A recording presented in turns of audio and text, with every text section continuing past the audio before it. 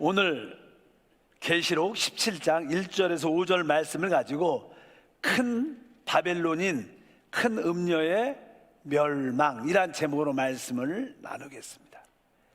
지난 시간에 계시록 16장에 특별히 하나님께서 이제 7 대접을 마지막으로 이 땅에 부어지는, 그래서 첫 번째 대접, 두 번째 대접, 마지막 7 대접을 부으니까 이 땅의 모든 자들이, 하나님께 택한 자들은 하나님께 나오지만 하나님께 택함 받지 못한 자들은 하나님을 모독하고 증오하는 그런 고백을 하더라, 이런 말씀이 기록되어 있습니다.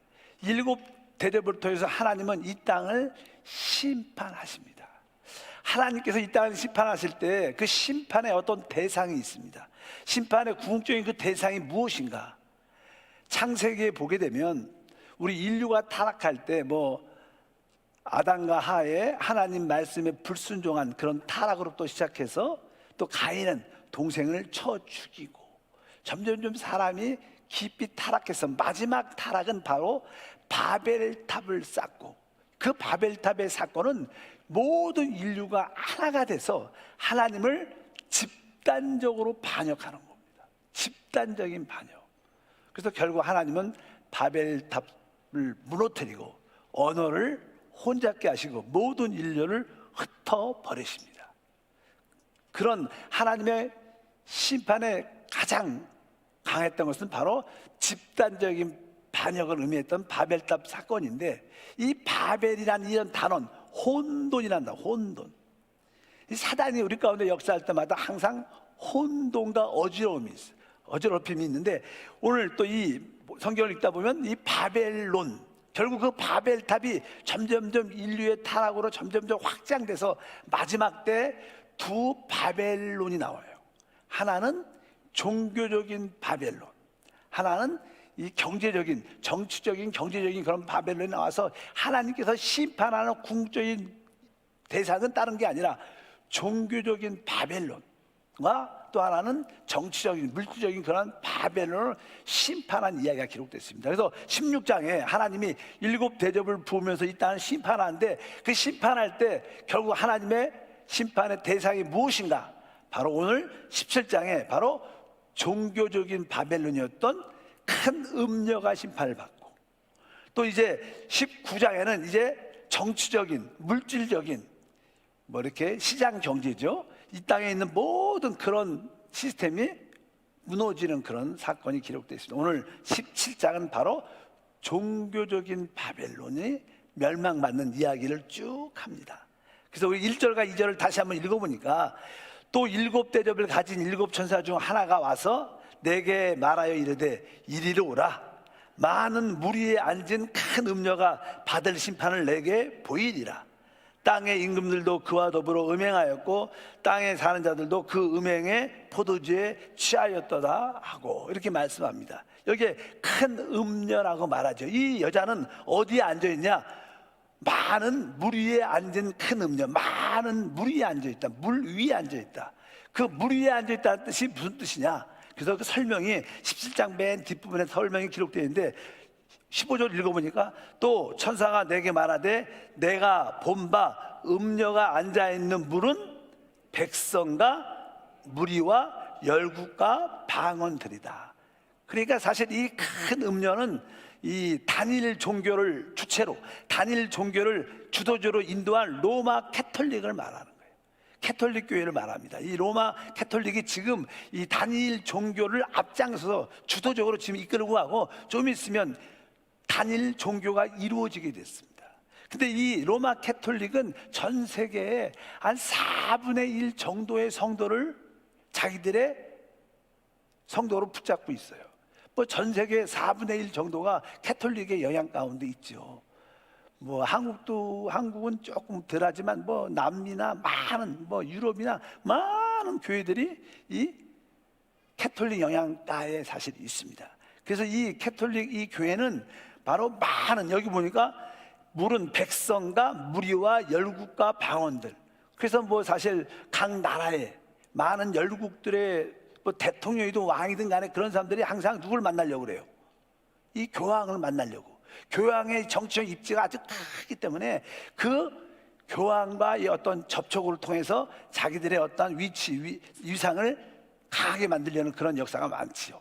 그렇기 때문에 우리 문 대통령도 한 번쯤은 뭐 교황과 한번 만나겠다 이런 이야기가 신문에 한 1년 전인가 2년 전에 한번 났어요. 사실 나는 오지 않았죠.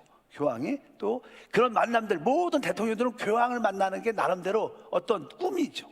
왜? 그래야지 자기 모든 국민을 이끌어갈 때 내가 이러한 교황의 지지를 받고 있다, 이렇게 하면서 뭐요? 힘의 세력을 가질 수 있기 때문에.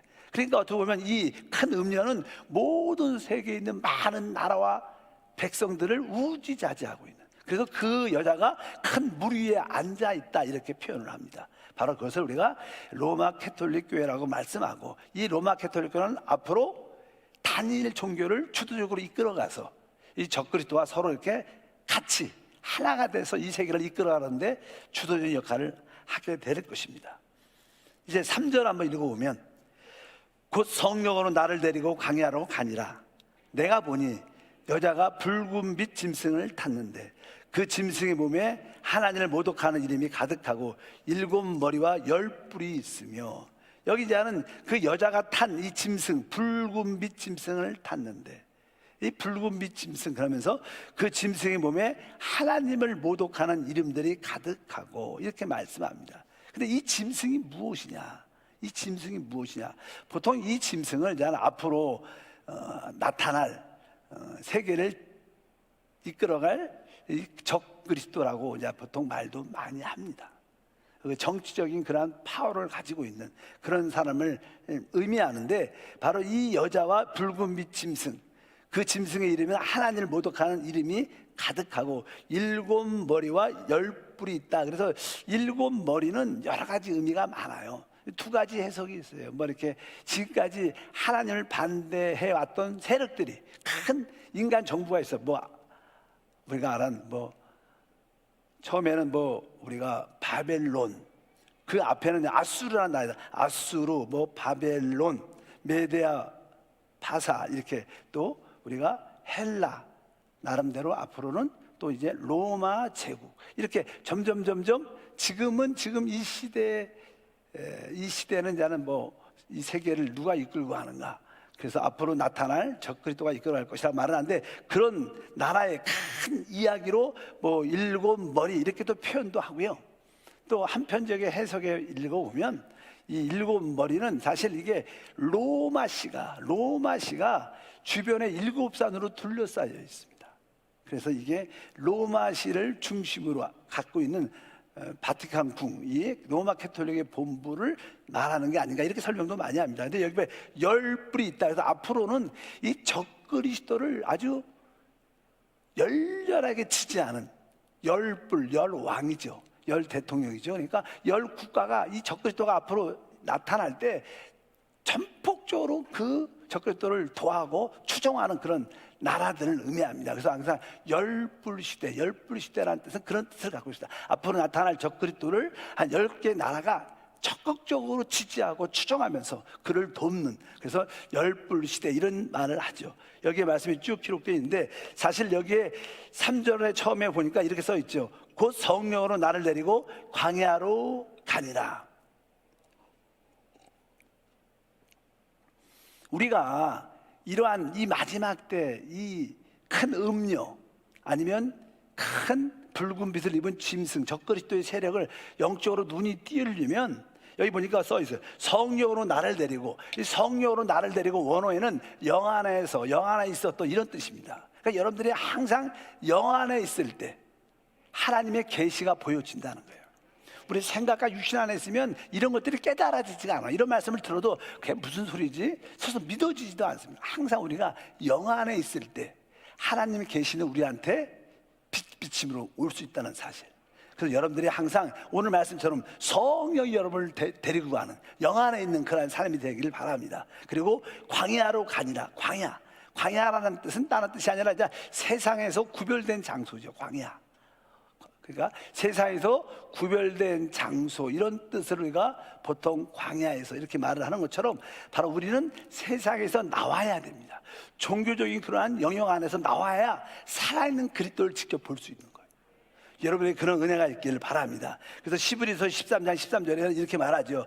그런즉 우리도 그의 치욕을 짊어지고 영문 밖으로 그에게 나아가자. 자신자는 이스라엘, 구약의 이스라엘 백성들의 성이 있죠. 성.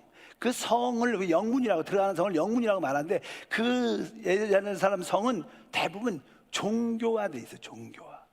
그래서 우리 침례 요한 같은 경우에서도 그런 제사장으로 태어났지만 사역을 할 때 어디에서, 성전에서 사역하지 않았어요. 그런 광야에 나와서 외쳤어요.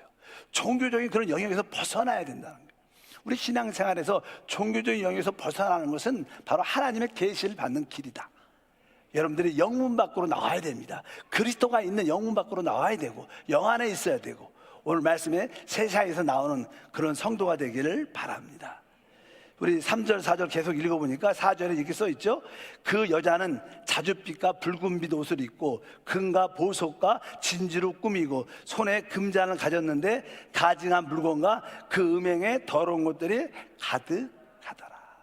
그래서 우리가 그냥 보면 이 로마 캐톨릭의 거기에 어떤 우리 교황, 또 이게 추기경, 주교 이런 분들을 보면 대부분 이렇게 붉은색 계통, 자줏빛 계통의 옷을 입고 항상 모든 미사 같은 걸 집행합니다. 그들이 모일 때는 그런 어떤 가운을 입고 되게 많이 나오죠. 그들에게서 캐톨릭 하면 항상 이게 붉은 자줏빛 그런 생각이 많이 나요. 근데 여기서 붉은색과 자줏빛의 의미는 바로 그러한 로마 캐톨릭을 상징하는 하나의 표시죠. 이 자줏빛이란 것은요, 이 붉은 빛과 일단 하늘에 있는 붉은 빛과 땅에 있는 땅의 색깔과 이렇게 합히면 자주색이 나서 하늘의 것과 땅의 것이 섞여 있다는 거예요. 뭐 이들에게도 아주 4절에 보니까 뭐로 써 있어요? 붉은 자줏빛과 붉은 빛 옷을 입고 금과 보석과 진주로 꾸몄다. 우리가 성경에 보면 새 예루살렘이 무엇을 만들었어요? 금과 보석과 진주로 만들어졌는데, 그 새 예루살렘, 하나님 원하시는 하나님의 집 새 예루살렘 모습을 가지고 있어요. 금과 보석과 진주의 모습은 가지고 있지만 그 안에는 아주 가증한 물건과 그의 음행에 더러운 것들이 가득하다. 그러니까 그 캐톨릭 안에도 순수한 진리의 말씀이 있지만 그 안에 아주 잘못된, 삐뚤어진 우상에 관련된 그런 교리들, 가르침들이 많이 섞여 있다는 거예요.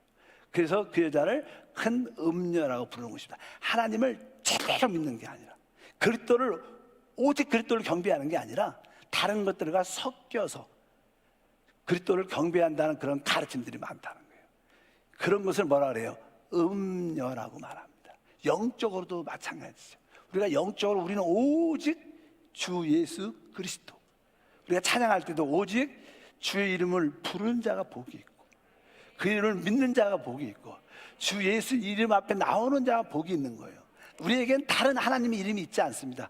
우리의 하나님 이름은 뭐예요? 오직 주 예수예요. 그분의 이름만 붙잡아야 돼요. 우리 한국은 뭐 그렇지 않지만 외국 같은 경우에는 어떤 여자가 그냥 결혼을 하면 남편의 성을 가져요. 근데 한국 우리 여자 성들은 안 바꾸죠.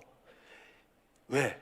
뭐 믿음이 좋아서 그런지 고집이 세는데, 일단은 외국의 이 기독교적인 그런 문화의 하나는 성을 바꾸는 거예요. 근데 여러분들도 이제 예수님과 이제 영적으로 결혼을 했으면 우리의 성이 뭐예요? 주 예수입니다. 아멘. 우리는 오직 예수 이름을 붙잡아야 돼요. 성을 꼭 바꾸길 바랍니다. 성을 바꾸지 않고 자기 성을 끝까지 붙잡고 또 전 남편의 성을 끝까지 붙잡고, 이건 뭐예요? 다 음료죠, 음료.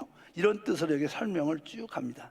이 자줏빛은 일단 하늘의 것과 땅의 것이 섞여 있는 로마 캐톨릭의 그런 교회의 모습을 설명한다. 그래서 이 마태복음 13장에 보면 33절에 그 음료 캐톨릭에 대해서 설명을 이렇게 하죠. 다 같이 읽어보니까, 또 비유로 말씀하시되 천국은 마치 여자가 가루 서말 속에 갖다 넣어 전부를 불붙게 한 누룩 같으니라.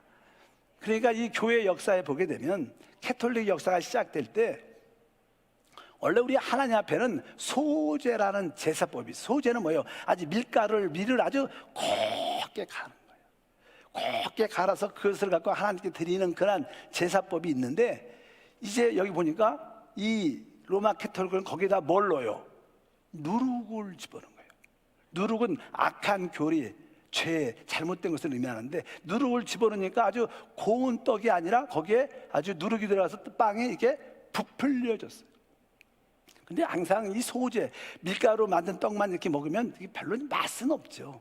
맛은 있지 않죠. 그러나 누룩을 넣으면 빵이 이렇게 부풀어졌으니까 먹기도 좋고 맛도 좋고, 로마 캐톨릭은 주로 그렇게 복음을 전하죠.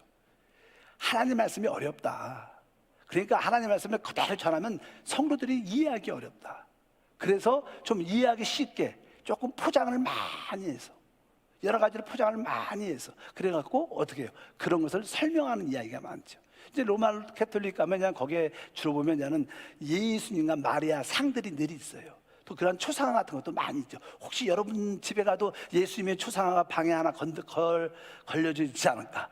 뭐 그런 분들, 어떤 분들은 예수님의 초상화를 이렇게 책상에다 놓고 이렇게 뭐 그걸 보고 기도하지 않지만, 많은 사람들은, 신앙이 없는 분들은 집에서 이게 하나 이렇게 예수님의 초상화 하나 딱 걸어놓고 기도할 때마다 그 안방에 들어가서 딱 앉아갖고 그거 보면서 하나님, 예수님 사랑, 이렇게 기도하시는 분들, 그렇게 기도하는 것은 나쁘다고 말할 수 없지만 그것은 조금 우상을 섬기는 끼가 있는 거예요.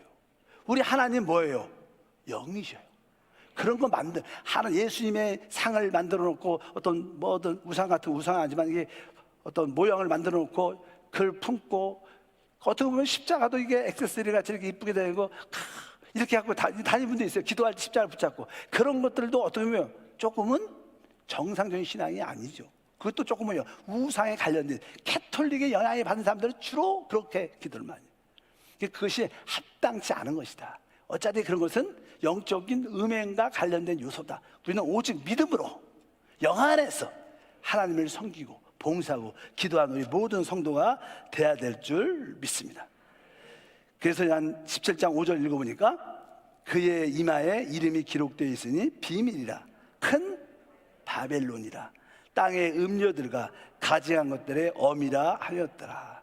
그래서 여기 보면 뭐냐면 그 음료가 있는데 그 음료를, 큰 음료를 많은 음료 자녀들, 음료 새끼들이 따라다니는 거예요. 그걸 배우는 거예요. 그래서 종종 로마 캐톨릭은 하나님이 이렇게 심판을 하시는데 아직도 많은 교회들은 그 캐톨릭의 영향력에 확실히 벗어나지 않았어요. 옛날에 로마 캐톨릭이 1000년 이상 교회를 이끌고 왔죠. 마르틴 루터를 통해서 종교교육이 이루어지면서 그냥 프로테스탄트 교회들이 새롭게 시작됐는데, 많은 프로테스탄트 개신교조차도 아직도 그 캐톨릭의 영향에 확실하게 빠져나오지 못한 그런 교회들이 많아요. 많은 개신교 교회들도 아직까지 캐톨릭의 그런 성직자들을 좋아하고 거기에 있는 무슨 미사 같은 그런 것을 아주 꿈꾸고 그런 수도원 형식의 가르침들을 좋아하는 목사들도 많아요. 그런 것들은 뭐예요? 바로 그 음료를 추종하는 작은 음료들을 말합니다. 여기 보니까 그렇게 써 있어요. 바로 땅의 음료들과 가진 것들의 어미를 하였더라. 많은 자들이 아직도 캐톨릭에서 벗어나지 않고 그런 가르침을 좋아하고 배우고 싶어하고 그걸 따라가는 자들이 있다. 그래서 많은 종교들도 그의 영향을 받고 있다. 이런 뜻을 여기에 설명을 많이 하고 있습니다. 로마 캐톨릭도 하나님 볼 때는 뭐예요? 두아디라 교회로서 교회예요. 거기도 어떤 사람이 있어요? 이기는 자가 있어요. 그래서 그 교회한테는 다른 거 십자가 지지 않고 오직 네가 가지고 있는 그 믿음을 끝까지 지키라. 다른 게 영향받지 말라. 이렇게 말씀하는 것처럼 각 교회, 우리가 처음에 여러 가지 많이 이야기하는 에베소 교회도 나오고 뭐 사대 교회 쭉 여러 가지 두아디라 교회 이름들이 쭉 나오는데 다 그 7교회의 교회 역사를 의미해요. 중요한 것은 그 교회 안에서 어떤 분이 이기는 성도가 되는 게 중요하다. 우리 한세 교회 안에도 모든 성도가 다 성도지만 이 안에도 누가 이기는 성도가 되는 것이 하나님이 기뻐하는 교회가 되는 줄 믿습니다. 근데 난 17장 6절 읽어보니까 내가 또 보면 이 여자가 성도들의 피와 예수의 증언의 피에 취한지라 내가 그 여자를 보고 놀랍게 여기고 크게 놀랍게 여기니. 이 로마 캐톨릭의 역사를 보게 되면 어떻게 보면 자기의 어떤 교권과 교황의 권위를 지키기 위해서 그 교권과 교황을 조금 반대했던 사람들, 자기들의 어떤 교리에 좀 맞지 않는 사람들은 많이 순교를 시켰던, 많은 사람을 죽였던 그런 경력을 로마 캐톨릭은 갖고 있죠. 그러니까 여기 보니까 바로 성도들의 피, 또 예수의 증인들로 피에 취했다. 그러니까 신실한 성도들이 많이 캐톨릭 종교에 의해서 순교를 당했다는 그런 사실을 보고, 아, 저게 교회인데 어떻게 저렇게 예수의 피와 어떻게 예수를 믿는 성도들과 예수의 피에 취한 순교한 사람들 저렇게 많이 죽일 수 있느냐. 그래서 이 사도 요한이 이해가 가지 않는 거예요. 어떻게 저도 교회인데 저렇게 신실한 많은 성도들을, 또 예수의 증인들을 저렇게 순교시킬 수 있는가, 이해가 가지 않는다. 이렇게 사도 요한이 깨닫는 것을 설명을 합니다. 그래서 사실 교회에서도 보면, 교회는 말고 그냥 종교라는 것이 무서운 거예요. 종교는 하나의 사상이죠, 사상. 그러니까 사람들이 어떤 사상에 한번 뿌리채 박히면 그 사상에 사람들은 목숨을 걸죠. 그래서 우리가 찬양 하나 만들어서, 우리의 원수 인연과 사상, 우리는 살아있는 예수가 우리의 모든 것이에요. 살아있는 그리스도, 우리는 그분을 믿는 것이 어떤 교리야 어떤 사상을 믿는 거 아닙니다. 그래서 여러분들이 어떤 진보든 이 보수든 어떤 사상이 있어요. 그런 사상은 다 가짜예요. 진보 사상이 맞지 않습니다. 보수 사상도 맞지 않아요. 예수가 맞는 거예요. 이런 걸 분명히 안 해요. 여러분들이 너무 진보에도 보수에도 여러분들이 쓸려가면 안 되는 거예요. 결국 그 사람들은 진보, 뭐 골수 진보든 골수 보수는 다 그들한테는 그게 하나님이에요. 거기에 목숨을 걸죠. 그것은 합당한 게 아닙니다. 우리는 오직 예수의 방식을 따라가요. 그것이 되게 중요하다, 이렇게 말씀을 드릴 수 있습니다. 그래서 7절 읽어보니까, 천사가 이르되 왜 놀랍게 여기느냐, 내가 여자와 그 탄 자의 7머리와 10뿔을 가진 짐승의 비밀을 이르리라. 그 설명을 쭉 합니다. 이제 거기에 대한 비밀을 설명하죠. 근데 이 설명이 어려워요. 8절 읽어보니까 써 있어요. 내가 본 짐승은 전에 있었다가 지금은 없으나 장차 무저갱으로부터 올라와 멸망으로 들어갈 자니 땅에 사는 자들로 창세 이후로 그 이름이 생명책에 기록되지 못한 자들은 이전에 있었다가 지금 없으나 장차 나올 짐승을 보고 놀랍게 여기니라. 그러니까 여기에 보면 앞으로 나올 짐승을 적그리스도, 앞으로 적그리스도가 그 근원이 어딘가 설명하는 거예요. 모든 생명책에 기록되지 않은 사람들은 다 그를 따르고 그를 경배하고 그를 놀랍게 여기는 그런 놀라운 어떠한 지도자가 하나 나타날 텐데, 우리는 뭐라 그래요? 적그리스도라고 말합니다. 근데 그의 근본에 대해서 설명을 해요. 뭐라고 써있어요? 다시 한번 8절이니까, 내가 본 짐승은 전에 있다가 지금은 없어요. 그러니까 이 사도 요한이 이걸 글 쓰는 거예요. 그러니까 이분이 전에 있었어. 근데 지금은 없대요. 그러니까 뭐예요? 죽은 거예요. 그냥 전에 왕으로 있었죠. 예를 들어서 왕으로, 로마 시대니까 로마 황제 왕으로 있었는데 그분이 이제 죽었어요. 그리고 장차 무정인으로부터 그 영이 올라와 멸망으로 들어갈 자니 쭉 말해서 땅에 사는 자들로 창세 이후로 그 이름이 생명책에 기록되지 못한 자들은 이전에 있었다가 지금은 없으나 장차 나올 짐승을 보고 노리라. 그러니까 앞으로 이 아까 말씀했던 전에 있었던 그 사람이 죽었는데 그 영이 뭐 음부에 가 있자, 그 영이 아주 악한 자의 영이기 때문에 아마 무저행에 갇혀 있어요. 근데 마지막 때 적그리스도가 나타날 때 이 무저행에 올라온 그 영이 그 적그리스도 안에 들어가면서 그가 적그리스도가 되는 그런 설명을 하는 거예요. 그러니까 아마 3년 반쯤 될 때, 후 3년 반쯤에 그 적그리스도가 될 사람이 이렇게 어떤 상해를 입고 이제 한번 죽어요. 어떤 사건을 통해서 죽었다가 그가 살아날 때 그 영이 그 사람에 들어가면서 그 사람이 싹 바뀌어버리는, 내가 하나님이라고 말하는 그런 사건이 일어날 것이다. 그런 이야기가 쭉 기록되어 있습니다. 그러면서 9절부터 10절까지 다시 한번 읽어보니까, 지혜 있는 뜻이 여기 있으니 그 7머리는 여자가 앉은 7산이요. 그래서 아마 이게 로마시에 둘러싼 산을 의미하기도 하고, 또 7왕이라 5은 망하였고 하나는 있고 다른 하나는 아직 이르지 아니하였으나 이르면 반드시 잠시 동안 머무르리라. 여기 보면 나는 10절에 7왕은 설명해요. 그러면서 5은 어떻게 했어요? 망했다. 이제 그 당시 로마 시대니까 로마 황제들이 이 로마 제국을 이끌고 가서 전 세계를 이끌고 가는데 5왕은 어떻게 했어요? 망했다. 망했다는 뜻은요, 자기가 피살을 당하든지 아니면 자기가 너무 자살하든지 이런 뜻을 의미해요. 그러니까 이제 정식으로 왕의 계승이 착착착착 올라가야 되는데 그렇게 하면 뒤집혀지는 거죠. 다른 사람이 그 황제를 죽이고 왕이 되고, 또 이 사람이 고통스러우니까 자기가 자살하고, 이런 이야기. 그래서 망하였다는 표시다. 7왕인데 7왕이라 5은 망했고 하나는 지금 있고 다른 하나는 아직 이르지 아니하였으나 이르면 반드시 잠시 동안 머무를 것이다. 그래서 보통 그냥 그 당시만 해도요, 로마에는 12 황제가 있었어요. 그 당시 로마 제국이 이것을 이끌고 갈 때 이 사도 요한이 이 글을 쓰죠, 비밀스럽게. 그래서 그냥 원래 로마 제국에는 12 황제가 있는데 여기서는 7 황제 왕만 기록을 하고 있어요. 그래서 여기에 쭉 읽어보면 왕들에 대한 얘기가 쭉 기록돼요. 근데 우리가 뭐 다 알 필요 없고, 예를 들어서 뭐 줄리우스 시저, 투베리우스, 갈리굴라, 글라디우스, 또 5번째 그 왕은 네로였습니다. 그 5번째 왕이 네로가 그 당시는 이제는 옛날에 핍박을 많이 했다가 죽죠. 자살해서 죽습니다. 죽는데 이제 그가 5번째 왕인데 그의 영이 어디에 들어가 있다는 거예요? 지금 무적의 영에 그 영이 들어가 있다가 나중에 적그리스도가 나타날 때 그 영이 무적에서 올라와 앞으로 적그리스도 될 그 사람의 영에 들어가서 다시 한번 믿는 성도들을 강하게 핍박하는 악한 일을 하게 될 것이다. 이렇게 말하는 분도 많습니다. 여기 있는 성경을 해석을 하면 뭐 깊이 할 필요 없습니다. 이런 게 있다, 그렇게 아시고 11절 읽어보면 써 있어요. 11절 읽으니까 전에 있었다가 지금 없어진 짐승은 8째 왕이니 7째 중에 속한 자라.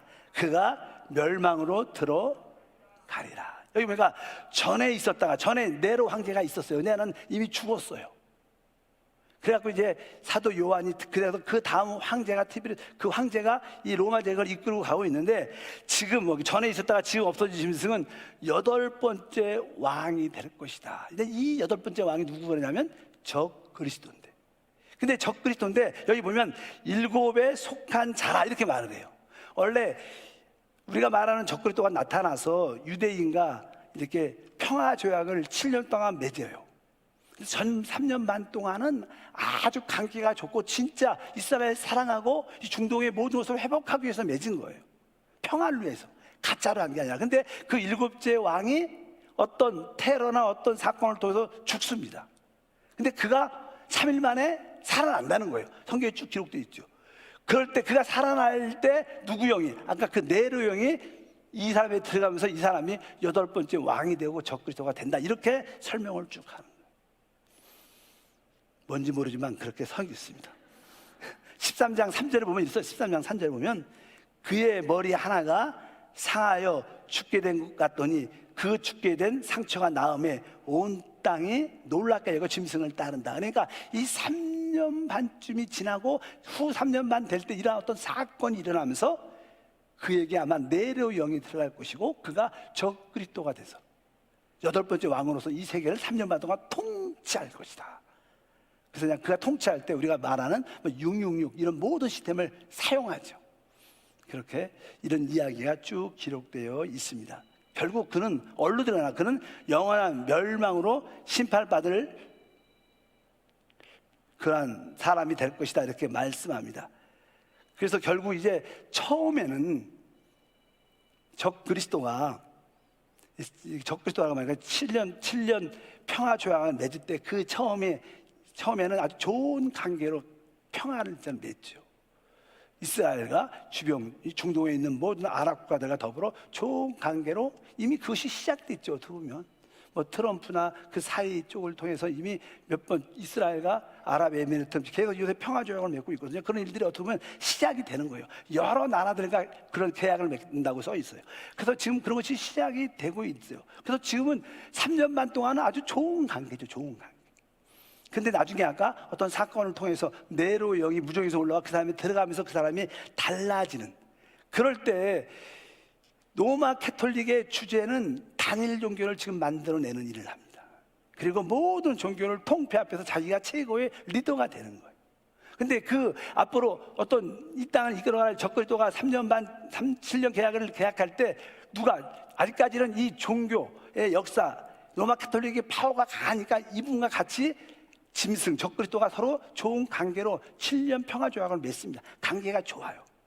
근데 3년 반이 지나면서 네로의 영이 들어가고 자기가 하나님이 돼야 되니까 그 적그리스도가 이 종교를 어떻게 말살을 시키는 거예요. 더 이상 종교가 필요 없죠. 왜? 자기가 하나님이 되니까. 3년 반 동안 누가 하나님이 돼요? 그 적그리스도가 내가 하나님이 되는 거예요. 그러면서 이 세상을 통치하면서 이 종교를 멸망시키니까 뒤에 보니까 그 이해가 나오죠. 16절부터 읽어보니까 내가 본바 이 열불과 짐승은 음녀를 어떻게 해요? 미워한다. 앞으로 이 적그리스도와 그를 열 국가들이 절대적으로 추종하고 따르는 사람인데 그 적그리스도와 함께하는 열 나라들이 이 음녀를 로마 캐톨릭 단일 종교를 완전히 멸망시킵니다. 그것이 큰 바벨론 음녀가 멸망하는 이유가 됩니다. 그래서 첫 번째 멸망은 바로 종교적인 바벨론인 단일 종교를 준비했던 그 모든 종교 시스템이 완전히 적그리스도에서 없어져서 나중에는 결국 내가 하나님이다. 나를 우상은 자기의 우상을 만들고 모든 사람이 그 우상에 경배하도록 만드는 것이 후 3년 반 동안 일어나는 적그리스도의 일 중에 하나입니다. 그렇게 아시기를 바랍니다. 그래서 뒤에 쭉 읽어보니까 뭐라 그래요? 내가 본바 이 열불과 짐승은 음료를 미워하게 하여 땅에 망하게 하고 벌거벗게 하고 그의 살을 먹고 불로 아주 사르리라. 이는 하나님이 자기 뜻대로 할 마음을 그들에게 주사 한 뜻을 이루게 하시고 그들의 나라를 그 짐승에게 주어 하시되 하나님 말씀 응해까지 하게 하심이라. 또 내가 본 그 여자는 땅의 왕들과 다스리는 큰 성이라 하더라. 그러면서 이 로마 캐톨릭 중심으로 이루어진 단일 종교가 적그리스도에서 완전히 사라지는 처절하게 끝나는 적그리스도의 큰 바벨론, 큰 음녀의 로마 캐톨릭의 멸망을 말합니다. 아까 말씀드렸습니다. 하나님께서 이 세상을 심판하는 목적은 딱 두 가지예요. 하나는 뭐예요? 영적인 음행을 했던 종교적인 바벨론을 심판하는 것이고, 또 하나는 세상적인 이런 시장 경제, 이런 정치적이고 이 물질적인 시장 경제의 모든 시스템을 하나님이 심판하는 거예요. 우리의 신앙은 오직 예수가 우리의 하나님이고 우리의 모든 공급과 모든 필요는 하나님이 주시는 거예요. 그러나 세상은 이러한 어떤 경제 시스템을 만들어서 자기들을 의지하게, 세상을 의지하게 만들고 또 음행을 하게 만드니까 하나님이 이 두 개, 종교적인 바벨론을 심판하고 정치적이고 상업적인 바벨론을 심판하는 것이 하나님의 심판의 주된 목적이다. 그래서 하나님이 이 두 개를 심판하면서 이거 17장 18장의 설명이 쭉 기록되면서 이제 새하늘과 새 땅과 새 예루살렘에 대한 설명이 쭉 기록되어 있습니다. 기도하겠습니다. 하나님 아버지 감사합니다. 다시 한번 우리에게도 영안에 있게 하셔서 이 마지막 때 하나님께서 어떻게 종교적인 바벨론인 음녀의 캐톨릭의 종교를 어떻게 심판하고 앞으로 나타날 정치적이고 또 상업적인 그런 바벨론을 멸망시키는 것을 우리가 보고 알게 도와 주시옵소서. 주 예수 이름으로 기도함나이다. 아멘.